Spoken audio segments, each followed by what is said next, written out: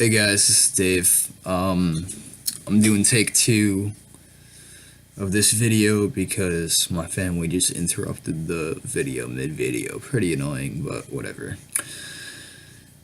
Now, I'm gonna have to go through this all again. That's even more annoying. So, basically, first part of what I was talking about was I just really hate the fucking Pats.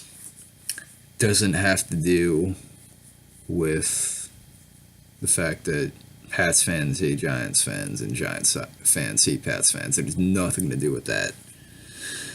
It's just the simple fact of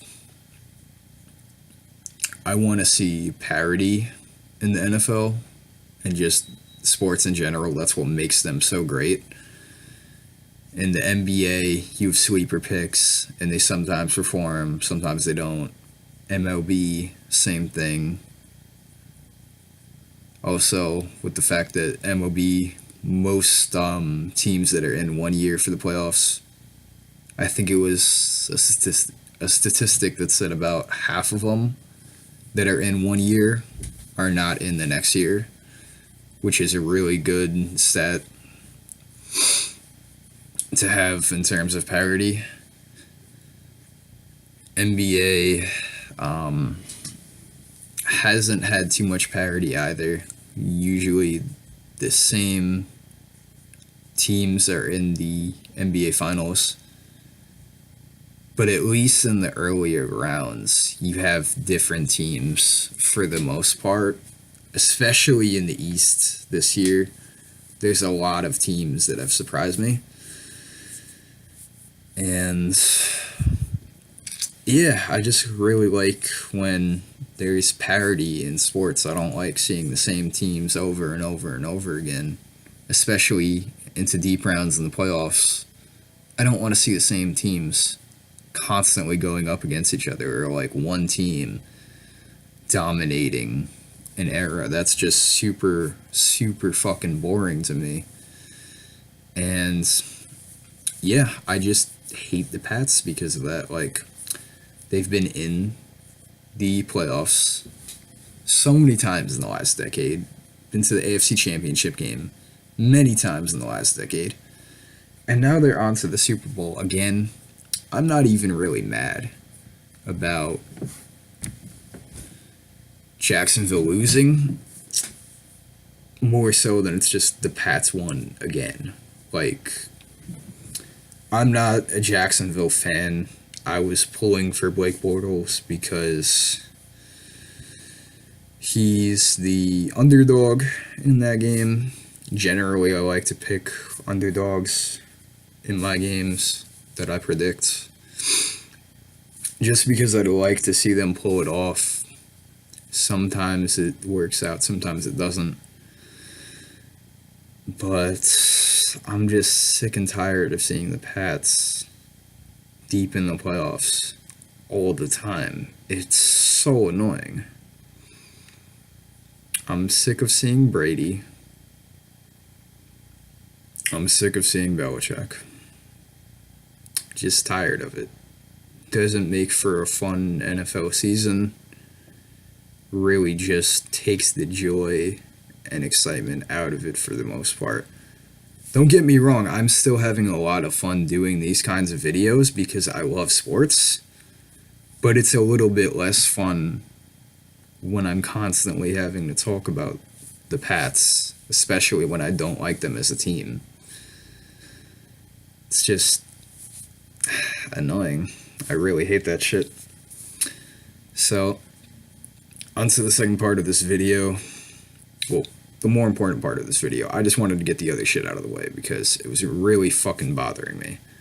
Also, I forgot to put this in the first take. Personally, on the game-winning drive that Brady had, I don't know if you guys were actually watching the Pats game. If Darius hadn't gotten hurt, I don't know if he stayed in the game or not. I just saw that, like, he was being attended to at one point. And Miles Jack, he got hurt earlier in the game, and he was actually moved off the field by two of the trainers He was hurt bad enough where they had to like grab him by the shoulders like this and like basically drag him off. And he's one of their best defensive players.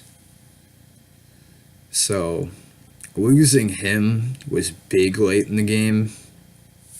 And Darius getting hurt, I think he actually stayed in the game. But still, like, him being even a little bit compromised, really hurt that team. And when you have two of some of your best defensive players out or injured, it's really hard to stop an offense on a game-winning drive, especially an offense like the Pats that are really good offense. And I feel like if they did not get hurt, that Jacksonville would have held on to the lead. And maybe instead of giving up a touchdown, they would have given up just a field goal. And who knows, maybe Jacksonville would have pulled the game out. But also, of note, Gronkowski did get hurt late in the game. So if I'm saying that argument, I also have to say that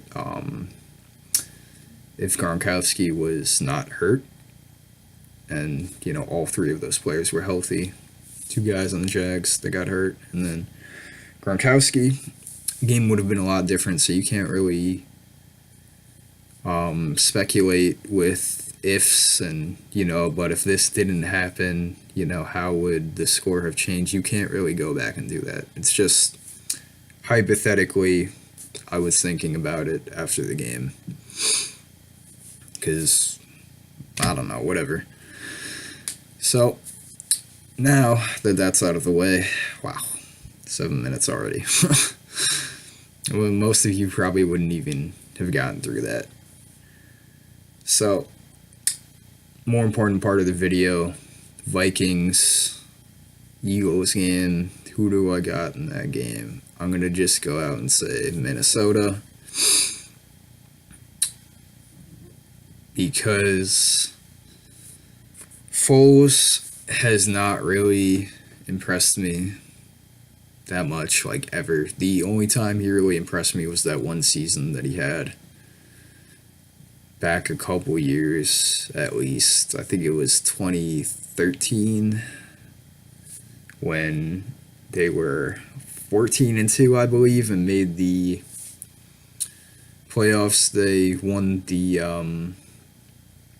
NFC East that year. Giants were crap that year. And since then, Foles really has not done much. So the fact that he's playing like this, I don't really trust it because, he had that one good year and then he petered off for a while. So who's to say he won't peter off again, on the big stage in this game? You could say the same about Case Keenum, but he's exceeded expectations for me for a while in these playoffs.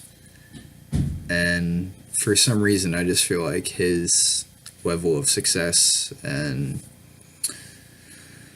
all that, I feel like it's just more sustainable, and that he could just keep it going.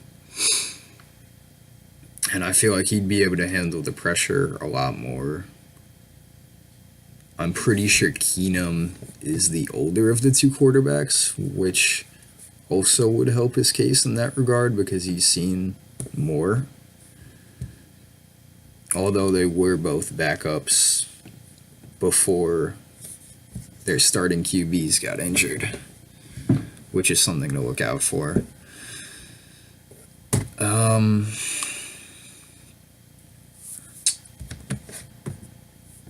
Both of their defenses are really solid.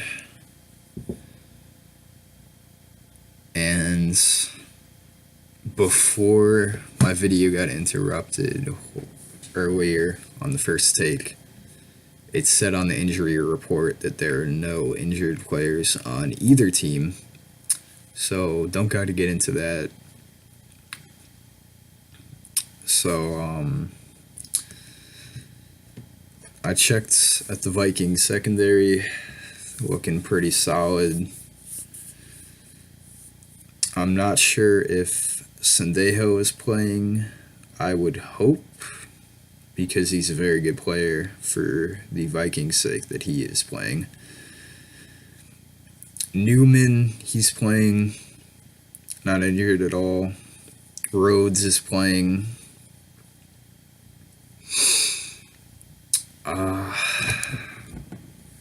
Other notable players, McKinley, he's not injured either. But yeah, their secondary on the Vikings is just really solid. But also the Eagles' front seven is really good. So it's going to be a good matchup. And I think it'll be a somewhat high-scoring game. Nothing too crazy like the Jaguars-Steelers game. Don't think it's going to go anywhere near that, but I do think it's going to be a little bit more high-scoring than the Patriots game was. And I just feel like the head coach for the Vikings has a better idea of how to coach them into the Super Bowl than Peterson would. I got more faith in him. Plus, Pat Shurmur, the offensive coordinator, has really had this offense completely on fire, firing on all cylinders. That's another reason why I think the Vikings can sustain that level of success on offense. Because Pat Shurmur has done an excellent job. And the way he's been coaching them up, I see no signs of them slowing down anytime soon. So, pretty sure the Vikings are going to win this one. I'm going to say